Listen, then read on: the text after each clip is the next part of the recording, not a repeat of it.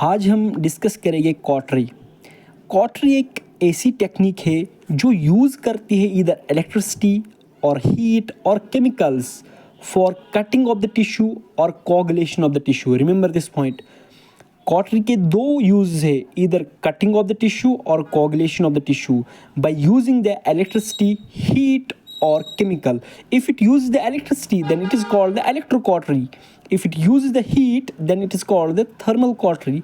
And if it uses the chemicals, then it is called the chemical cautery. Now, the important thing is that जो मैं अब बोलने जा रहा हूँ वो important thing है जो हमें नीट में भी आ सकता है कि मोनोपोलर कॉटरी और बाइपोलर कॉटरी में क्या अंतर है, क्या डिफरेंस है।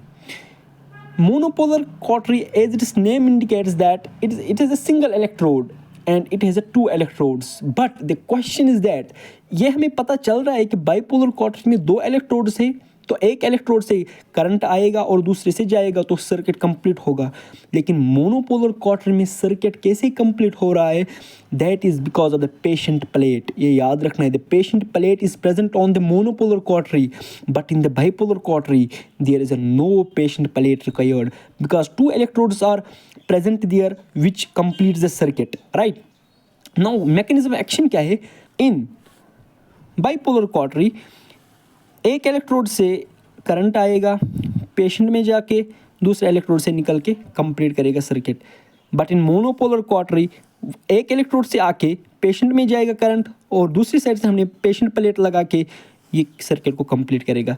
This is the main difference between the to.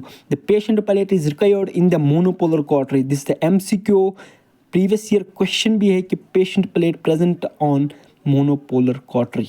Remember this thing. Now another very important thing is that the monopolar cautery has two uses. One is the cutting and another is the coagulation. ये हमें cutting of the tissue में भी use होता है और coagulation, कहीं पे भी हमें अगर कोगुलेट करना है, हीमोस्टेसिस अचीव करना है, तो वहाँ पे हम मोनोपोलर कॉटरी यूज कर सकते हैं। लेकिन bipolar cautery is used only and only for the coagulation purpose, not for the cutting purpose.